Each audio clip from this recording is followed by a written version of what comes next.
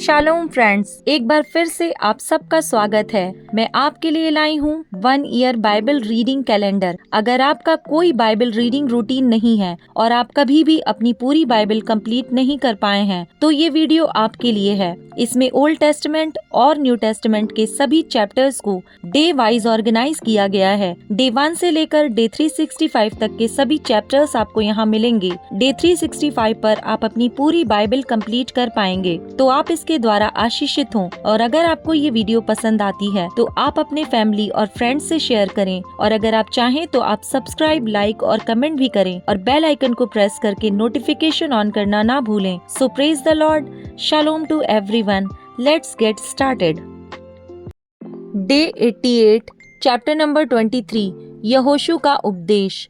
इसके बहुत दिनों के बाद जब यहोवा ने इजराइलियों को उनके चारों ओर के शत्रुओं से विश्राम दिया और यहोशू बूढ़ा और बहुत आयु का हो गया, तब यहोशू सब इजराइलियों को अर्थात पुरनियों, मुख्य पुरुषों, न्यायियों और सरदारों को बुलवा कर कहने लगा, मैं तो अब बूढ़ा और बहुत आयु का हो गया हूँ, और तुमने देखा है कि तुम्हारे परमेश्वर यहोवा ने तुम्हारे निमित्त इन सब जातियों से क्या क्या किया है, क्योंकि जो तुम्हारी ओर से लड़ता आया है वह तुम्हारा परमेश्वर यहोवा है। देखो, मैंने इन बची हुई जातियों को चिट्ठी डालकर तुम्हारे गोत्रों का भाग कर दिया है, और यरदन से लेकर सूर्यास्त की ओर के बड़े समुद्र तक रहने वाली उन सब जातियों को भी ऐसा ही दिया है जिनको मैंने काट डाला है, और तुम्हारा परमेश्वर यहोवा उनको तुम्हारे सामने से उनके देश से निकाल देगा, और तुम अपने परमेश्वर यहोवा के वचन के अनुसार उनके देश के अधिकारी हो जाओगे। इसलिए बहुत हियाव बांधकर जो कुछ मूसा की व्यवस्था की पुस्तक में लिखा है उसके पूरा करने में चौकसी करना, उससे ना तो दाहिने मुड़ना और ना बाएं। ये जो जातियां तुम्हारे बीच रह गई हैं, इनके बीच ना जाना, और ना इनके देवताओं के नामों की चर्चा करना, और ना उनकी शपथ खिलाना, और ना उनकी उपासना करना, और ना उनको दंडवत करना, परंतु जैसे आज के दिन तक तुम अपने परमेश्वर यहोवा की भक्ति में लवलीन रहते हो वैसे ही रहा करना। यहोवा ने तुम्हारे सामने से बड़ी बड़ी और बलवंत जातियां निकाली हैं, और तुम्हारे सामने आज के दिन तक कोई ठहर नहीं सका। तुम में से एक मनुष्य 1000 मनुष्यों को भगाएगा, क्योंकि तुम्हारा परमेश्वर यहोवा अपने वचन के अनुसार तुम्हारी ओर से लड़ता है। इसलिए अपने परमेश्वर यहोवा से प्रेम रखने की पूरी चौकसी करना, क्योंकि यदि तुम किसी रीति यहोवा से फिरकर इन जातियों के बाकी लोगों से मिलने लगो जो तुम्हारे बीच बचे हुए रहते हैं, और इनसे ब्याह शादी करके इनके साथ समधियाना रिश्ता जोड़ो, तो निश्चित जान लो कि आगे को तुम्हारा परमेश्वर यहोवा इन जातियों को तुम्हारे सामने से नहीं निकालेगा, और ये तुम्हारे लिए जाल और फंदे और तुम्हारे पांजरों के लिए कोड़े और तुम्हारी आंखों में कांटे ठहरेंगी, और अंत में तुम इस अच्छी भूमि पर से जो तुम्हारे परमेश्वर यहोवा ने तुम्हें दी है नष्ट हो जाओगे। सुनो,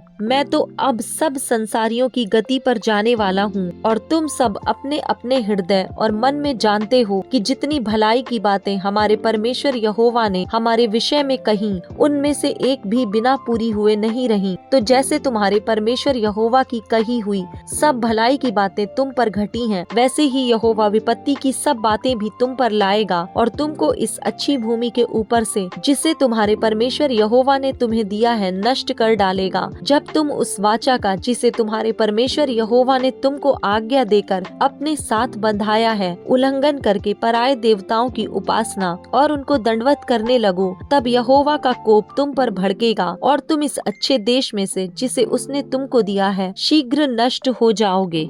चैप्टर नंबर 24, शकेम में यहोशू का अंतिम आदेश। फिर यहोशू ने इजराइल के सब गोत्रों को शकेम में इकट्ठा किया, और इजराइल के वृद्ध लोगों और मुख्य पुरुषों और न्यायियों और सरदारों को बुलवाया, और वे परमेश्वर के सामने उपस्थित हुए। तब यहोशू ने उन सब लोगों से कहा, इजराइल का परमेश्वर यहोवा इस प्रकार कहता है, प्राचीन काल में अब्राहम और नाहोर का पिता तेरह आदि तुम्हारे पुरखा परात महानद के उस पार रहते हुए दूसरे देवताओं की उपासना करते थे और मैंने तुम्हारे मूल पुरुष अब्राहम को महानद के उस पार से ले आकर कनान देश के सब स्थानों में फिराया और उसका वंश बढ़ाया और उसे इसहाक को दिया। फिर मैंने इसहाक को याकूब और एसाव दिया और एसाव को मैंने सेईर नामक पहाड़ी देश दिया कि वह उसका अधिकारी हो। परंतु याकूब बेटों पोतों समेत मिस्र को गया। फिर मैंने मूसा और हारून को भेजकर उन सब कामों के द्वारा जो मैंने मिस्र में किए उस देश को मारा और उसके बाद तुमको निकाल लाया। और मैं तुम्हारे पुरखाओं को मिस्र में से निकाल लाया और तुम समुद्र के पास पहुँचे और मिस्रियों ने रथ और सवारों को संग लेकर लाल समुद्र तक तुम्हारा पीछा किया। और जब तुमने यहोवा की दोहाई दी तब उसने तुम्हारे और मिस्रियों के बीच में अंधियारा कर दिया और उन पर समुद्र को बहाकर उनको डुबा दिया। और जो कुछ मैंने मिस्र में किया उसे तुम लोगों ने अपनी आंखों से देखा। फिर तुम बहुत दिन तक जंगल में रहे। तब मैं तुमको उन एमोरियों के देश में ले आया जो यरदन के उस पार बसे थे और वे तुमसे लड़े और मैंने उन्हें तुम्हारे वश में कर दिया और तुम उनके देश के अधिकारी हो गए और मैंने उनका तुम्हारे सामने से सत्यानाश कर डाला। फिर मोआब के राजा सिप्पोर का पुत्र बालाक उठकर इज़राइल से लड़ा और तुम्हें शाप देने के लिए बोर के पुत्र बिलाम को बुलवा भेजा, परंतु मैंने बिलाम की नहीं सुनी। वह तुमको आशीष ही आशीष देता गया। इस प्रकार मैंने तुमको उसके हाथ से बचाया। तब तुम यरदन पार होकर यरीहो के पास आए। और जब यरीहो के लोग और एमोरी, परिज्जी, कनानी, हित्ती, गिरगाशी, हिब्बी और यबूसी तुमसे लड़े तब मैंने उन्हें तुम्हारे वश में कर दिया और मैंने तुम्हारे आगे बर्रों को भेजा और उन्होंने एमोरियों के दोनों राजाओं को तुम्हारे सामने से भगा दिया। देखो, यह तुम्हारी तलवार या धनुष का काम नहीं हुआ। फिर मैंने तुम्हें ऐसा देश दिया जिसमें तुमने परिश्रम ना किया था और ऐसे नगर भी दिए जिन्हें तुमने ना बसाया था और तुम उनमें बसे हो। और जिन दाख और जैतून के बगीचों के फल तुम खाते हो उन्हें तुमने नहीं लगाया था। इसलिए अब यहोवा का भय मानकर उसकी सेवा खराई और सच्चाई से करो। और जिन देवताओं की सेवा तुम्हारे पुरखा महानद के उस पार और मिस्र में करते थे उन्हें दूर करके यहोवा की सेवा करो। और यदि यहोवा की सेवा करनी तुम्हें बुरी लगे तो आज चुन लो कि तुम किसकी सेवा करोगे, चाहे उन देवताओं की जिनकी सेवा तुम्हारे पुरखा महानद के उस पार करते थे, और चाहे एमोरियों के देवताओं की सेवा करो जिनके देश में तुम रहते हो। परंतु मैं तो अपने घराने समेत यहोवा ही की सेवा नित करूंगा। तब लोगों ने उत्तर दिया, यहोवा को त्याग कर दूसरे देवताओं की सेवा करनी हमसे दूर रहे, क्योंकि हमारा परमेश्वर यहोवा वही है जो हमको और हमारे पुरखाओं को दासत्व के घर से अर्थात मिस्र देश से निकाल ले आया और हमारे देखते देखते बड़े आश्चर्य कर्म किए। और जिस मार्ग पर और जितनी जातियों के मध्य में से हम चले आते थे उनसे हमारी रक्षा की और हमारे सामने से इस देश में रहने वाली एमोरी आदि सब जातियों को निकाल दिया है। इसलिए हम भी यहोवा की सेवा करेंगे, क्योंकि हमारा परमेश्वर वही है। यहोशू ने लोगों से कहा, तुमसे यहोवा की सेवा नहीं हो सकती, क्योंकि वह पवित्र परमेश्वर है, वह जलन रखने वाला ईश्वर है। वह तुम्हारे अपराध और पाप क्षमा ना करेगा। यदि तुम यहोवा को त्याग कर पराये देवताओं की सेवा करने लगोगे तो यद्यपि वह तुम्हारा भला करता आया है तो भी वह फिर कर तुम्हारी हानि करेगा और तुम्हारा अंत भी कर डालेगा। लोगों ने यहोशू से कहा, नहीं, हम यहोवा ही की सेवा करेंगे। यहोशू ने लोगों से कहा, तुम आप ही अपने साक्षी हो कि तुमने यहोवा की सेवा करनी चुन ली है। उन्होंने कहा, हाँ, हम साक्षी हैं। यहोशू ने कहा, अपने बीच में से पराये देवताओं को दूर करके अपना अपना मन इज़राइल के परमेश्वर यहोवा की ओर लगाओ। लोगों ने यहोशू से कहा, हम तो अपने परमेश्वर यहोवा ही की सेवा करेंगे और उसी की बात मानेंगे।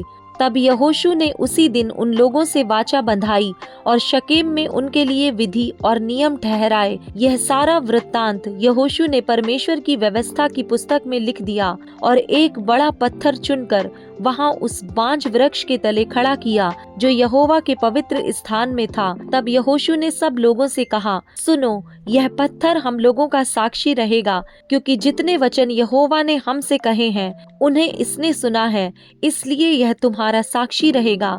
ऐसा ना हो कि तुम अपने परमेश्वर से मुकर जाओ। तब यहोशू ने लोगों को अपने अपने निज भाग पर जाने के लिए विदा किया। यहोशू और एलियाजर की मृत्यु।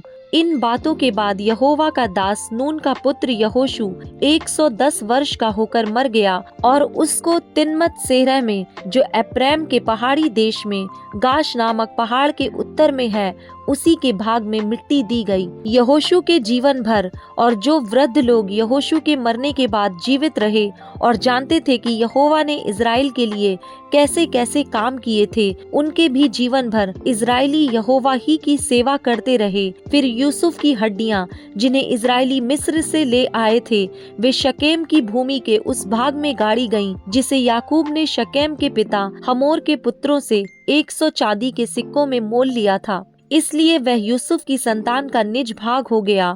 हारून का पुत्र एलियाजर भी मर गया और उसको एप्रैम के पहाड़ी देश में उस पहाड़ी पर मिट्टी दी गई, जो उसके पुत्र पीनहास के नाम पर गिप्त पीनहास कहलाती है, और उसको दे दी गई थी।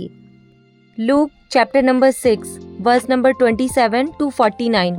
शत्रुओं से प्रेम। परंतु मैं तुम सुनने वालों से कहता हूँ कि अपने शत्रुओं से प्रेम रखो, जो तुमसे बैर करें उनका भला करो, जो तुम्हें श्राप दें उनको आशीष दो, जो तुम्हारा अपमान करें उनके लिए प्रार्थना करो, जो तेरे एक गाल पर थप्पड़ मारे उसकी ओर दूसरा भी फेर दे, और जो तेरी दोहर छीन ले उसको कुर्ता लेने से भी ना रोक। जो कोई तुझसे मांगे उसे दे, और जो तेरी वस्तु छीन ले उससे ना मांग। जैसा तुम चाहते हो कि लोग तुम्हारे साथ करें, तुम भी उनके साथ वैसा ही करो। यदि तुम अपने प्रेम रखने वालों के साथ प्रेम रखो तो तुम्हारी क्या बड़ाई, क्योंकि पापी भी अपने प्रेम रखने वालों के साथ प्रेम रखते हैं। यदि तुम अपनी भलाई करने वालों ही के साथ भलाई करते हो तो तुम्हारी क्या बड़ाई, क्योंकि पापी भी ऐसा ही करते हैं। यदि तुम उन्हें उधार दो जिनसे फिर पाने की आशा रखते हो तो तुम्हारी क्या बड़ाई, क्योंकि पापी पापियों को उधार देते हैं कि उतना ही फिर पाएं। वरन अपने शत्रुओं से प्रेम करो और भलाई करो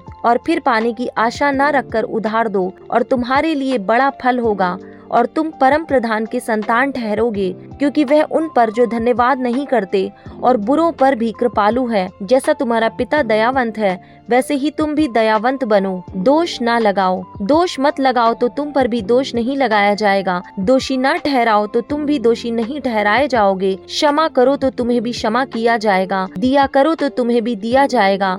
लोग पूरा नाप दबा दबा कर और हिला हिला कर और उभरता हुआ तुम्हारी गोद में डालेंगे, क्योंकि जिस नाप से तुम नापते हो उसी से तुम्हारे लिए भी नापा जाएगा। फिर उसने उनसे एक दृष्टांत कहा, क्या अंधा अंधे को मार्ग बता सकता है? क्या दोनों गड्ढे में नहीं गिरेंगे? चेला अपने गुरु से बड़ा नहीं, परंतु जो कोई सिद्ध होगा वह अपने गुरु के समान होगा। तू अपने भाई की आंख के तिनके को क्यों देखता है और अपनी ही आंख का लट्ठा तुझे नहीं सूझता? जब तू अपनी ही आंख का लट्ठा नहीं देखता तो अपने भाई से कैसे कह सकता है, हे भाई ठहर जा, तेरी आंख से तिनके को निकाल दूं? हे कपटी, पहले अपनी आंख से लट्ठा निकाल, तब जो तिनका तेरे भाई की आंख में है उसे भली भांति देखकर निकाल सकेगा। जैसा पेड़ वैसा फल। कोई अच्छा पेड़ नहीं जो निकम्मा फल लाए, और ना तो कोई निकम्मा पेड़ है जो अच्छा फल लाए। हर एक पेड़ अपने फल से पहचाना जाता है, क्योंकि लोग झाड़ियों से अंजीर नहीं तोड़ते और न झड़बेरी से अंगूर। भला मनुष्य अपने मन के भले भंडार से भली बातें निकालता है, और बुरा मनुष्य अपने मन के बुरे भंडार से बुरी बातें निकालता है, क्योंकि जो मन में भरा है वही उसके मुंह पर आता है। घर बनाने वाले दो मनुष्य, जब तुम मेरा कहना नहीं मानते तो क्यों मुझे हे प्रभु कहते हो? जो कोई मेरे पास आता है और मेरी बातें सुनकर उन्हें मानता है, मैं तुम्हें बताता हूँ कि वह किसके समान है। वह उस मनुष्य के समान है जिसने घर बनाते समय भूमि गहरी खोदकर चट्टान पर नींव डाली, और जब बाढ़ आई तो धारा उस घर पर लगी, परंतु उसे हिला न सकी, क्योंकि वह पक्का बना था। परंतु जो सुनकर नहीं मानता वह उस मनुष्य के समान है जिसने मिट्टी पर बिना नींव का घर बनाया। जब उस पर धारा लगी तो वह तुरंत गिर पड़ा, और गिरकर उसका सत्यानाश हो गया।